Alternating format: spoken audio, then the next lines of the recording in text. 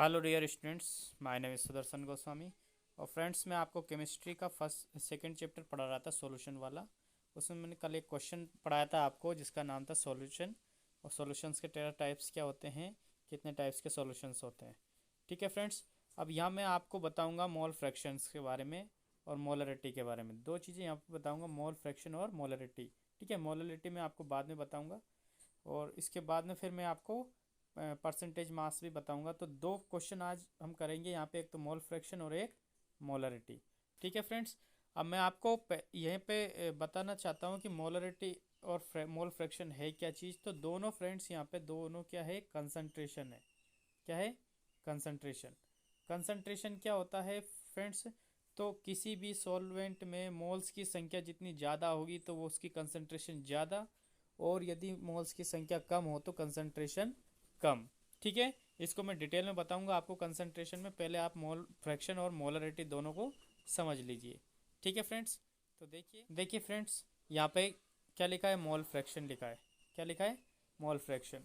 It is defined as the ratio. ये define यहाँ तक आप नहीं लिखो बोर्ड एग्जाम में तो कोई दिक्कत नहीं, लिखो तो अच्छी बात है। ठीक है, the ratio of number of moles of solute to the total number of moles of solution. अब ध्यान से सुनना फ्रेंड्स, सॉल्यूट और सॉल्यूशन में आपको अंतर पता है। जैसे मान लीजिए यहाँ पे एक कंटेनर है।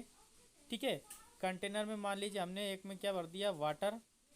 ठीक है, यहाँ पे क्या भर रखा है, वाटर भर रखा है। और इसमें मान लीजिए हमने शुगर इसको क्या कर रखी है, डिजोल्व कर रखी है। ठीक है, तो वाटर तो क्या होगा फ्रेंड्स, सॉल्वेंट हो जाएगा। वाटर तो क्या हो जाएगा, सॉल्वेंट। सॉल्वेंट। और शुगर क्या हो जाएगा, सोल्यूट हो जाएगा। क्या हो जाएगा, सोल्यूट। और इन दोनों को मिलाने के बाद में किस किस को, शुगर को और वाटर को, जो भी चीज़ बनेगी इसमें जो घोल बनेगा उसको क्या बोलेंगे, सॉल्यूशन बोलेंगे। ठीक है फ्रेंड्स, अब यहाँ पे देखिए, यहाँ पे सोल्यूट और सॉल्वेंट आप समझ गए होंगे। मान लीजिए शक्कर के मोल की संख्या तो क्या हो जाएगी, सोल्यूट के मोल्स। और पूरे घोल में जो भी डिसॉल्व है, पानी और शक्कर दोनों को मिला के क्या हो जाएगा, अपना सॉल्यूशन हो जाएगा। ठीक है, आप फिर से समझना, शक्कर और पानी दोनों को मिलाने के बाद में क्या बनेगा, सॉल्यूशन बनेगा। शक्कर क्या है, सॉल्यूट है, और वाटर क्या है, सॉल्वेंट है। ठीक है, तो दो प्रकार के मोल्स दिए हैं इसमें कि एक रेशियो किस किस का, एक तो number of moles of solute और total number of moles of solution. Solutions के मोल्स और सॉल्यूट के मोल्स की संख्या को का जो रेशियो होता है, उस रेशियो को क्या बोलते हैं हम, मोल फ्रैक्शन बोलते हैं। ठीक है फ्रेंड्स, अब मोल फ्रैक्शन आपको समझ में आ गया होगा। अब यहाँ पे देखिए, यहाँ पे क्या दे रखा है, यदि if A is the number of moles of solute. A क्या है, सॉल्यूट के मोल्स की संख्या है, और बी क्या है, सॉल्वेंट के मोल्स की संख्या है। तो सॉल्यूशन के मोल की संख्या क्या होगी फ्रेंड्स, ए और बी होगी, बिल्कुल। हाँ, क्यों नहीं होगी, बिल्कुल होगी, क्योंकि ए सॉल्यूट है और बी क्या है, सॉल्वेंट है, और दोनों को मिला दिया जाए तो सॉल्यूशन बन जाएगा। ठीक है, इन दोनों को मिला के क्या बना, सॉल्यूशन। तो सॉल्यूशन के मोलों की संख्या क्या हो गई, ए बी। ठीक है, यहाँ पे ऐसे ही दे रखा है, मान लीजिए mole fraction of solute x A. X mole fraction को एक्स से शो करते हैं फ्रेंड्स, आपको ये याद रखना है। एक्स ए किसका, सॉल्यूट के मोलों की संख्या। अब मोल फ्रैक्शन इसका सॉल्यूट का निकालेंगे तो ऊपर तो किसके, सॉल्यूट के मोल की संख्या, नीचे किसके लिखेंगे, सॉल्यूशन के। ठीक है, इसको इक्वेशन नंबर क्या दे दिया, फर्स्ट दे दिया।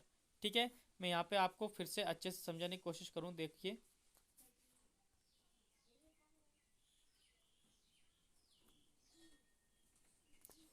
देखिए यहाँ पे मान लीजिए एक्स, यहाँ पे एक्स ए क्या दे दिया, सोल्यूट के मोलों की संख्या।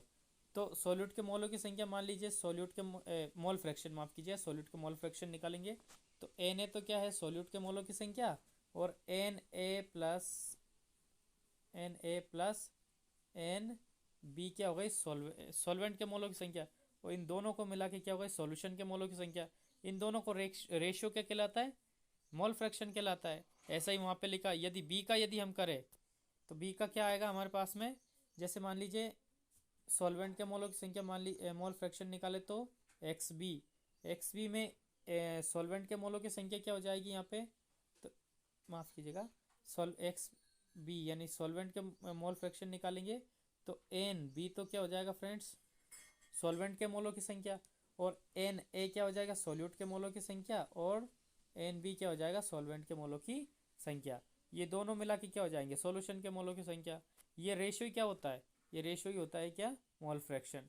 ठीक है, तो ऐसा कैसे यहाँ पे लिखा है, देखिए क्या लिखा है यहाँ पे कि x है ये सॉल्यूट के मोल फ्रैक्शन और ये सॉल्वेंट का मोल फ्रैक्शन, दोनों को यदि हम ऐड करेंगे एक्स ए प्लस एक्स बी, तो x की वैल्यू एक्स ए की जगह पे ये रख दिया, एक्स बी की जगह पे ये रख दिया, दोनों को सोल्व करा तो देखिए इन दोनों का एलसीएम आ जाएगा N A plus N B.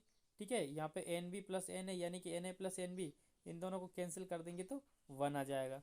ठीक है फ्रेंड्स, यानी कहने का एक्स ए प्लस एक्स बी बराबर क्या होता है, 1 होता है। ठीक है फ्रेंड्स, नीचे आप इस प्रकार से लिख सकते हो एक्स ए बराबर 1 माइनस एक्स बी और एक्स बी बराबर 1 माइनस एक्स ए। ठीक है फ्रेंड्स, ये मोल फ्रैक्शन हो गया। अब एक देखिए मोलरिटी क्या होती है, मोलरिटी में आपको बताता हूँ। देखिए फ्रेंड्स, यहाँ पे मोलरिटी लिखिए, molarity is defined as the number of moles. ठीक है, यहाँ से आप नहीं करो तो कोई दिक्कत नहीं है। The number of moles of solute present in 1 litre of solution.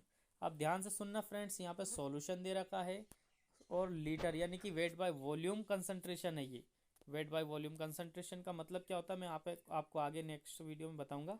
ठीक है, तो यहाँ पे देखिए यहाँ पे सॉल्यूशन दे रखा है। ठीक है, तो इसी को क्या बोलते हैं, मोलरिटी बोलते हैं। अब देखिए यहाँ पे मोलरिटी का यहाँ पे कुछ फॉर्मूले यहाँ पे क्रिएट किए हैं कि number of moles of solute divided by volume of solution. ठीक है, number of mole of solution solute को एन से रिप्रेजेंट करते हैं और उसके वॉल्यूम को डब्ल्यू से। अब मित्रों एन क्या होता है, तो एन होता है friends wait by molecular weight, weight by molecular wait. ठीक है फ्रेंड्स, यानी कि कोई सा भी सॉल्यूट दिया है उसका कुल भार बटे उसका अणु भार, यानी कि जो पीरियोडिक टेबल में उसका अणु सूत्र होगा, मॉलिक्यूलर वेट होगा, वो नीचे लिखना पड़ेगा आपको। ठीक है, इसको आप ऐसे लिख सकते हो क्योंकि यहाँ पे देखिए weight of weight in grams यानी कि आप एन वेट लिख सकते हैं। यहाँ पे मॉलिक्यूलर वेट यानी कि वेट तो होगा लेकिन कैसा, मॉलिक्यूलर वेट, ये ऐसा कैसे यहाँ पे एन का वैल्यू लिख रखा है।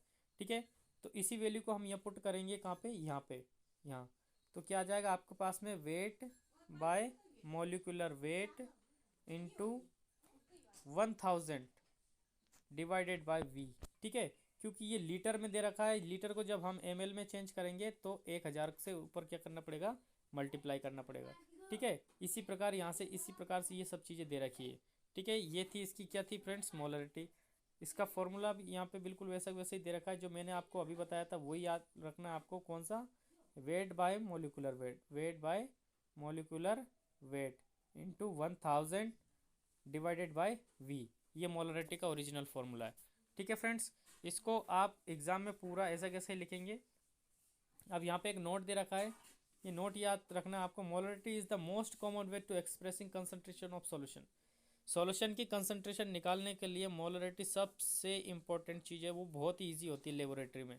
However, it has been disadvantages change with the temperature because volume of solution alters due to expansion of concentration of the liquid with temperature। Temperature बताते हैं तो वॉल्यूम क्या हो जाता है, चेंज हो जाता है, इसलिए इसमें कुछ डिसएडवांटेजेस भी है जो भी आपको ज़्यादा ध्यान नहीं देना उस पर। आप ऐसा कैसा ही बोर्ड एग्जाम में लिखेंगे आपको पूरा का पूरा नंबर मिलेगा। फ्रेंड्स, यदि वीडियो आपके लिए थोड़ा बहुत भी हेल्पफुल हुआ है प्लीज़ इसे लाइक करना, शेयर करना अपने दोस्तों के साथ, सब्सक्राइब करके बेल आइकन जरूर दबाएं। Thanks for watching.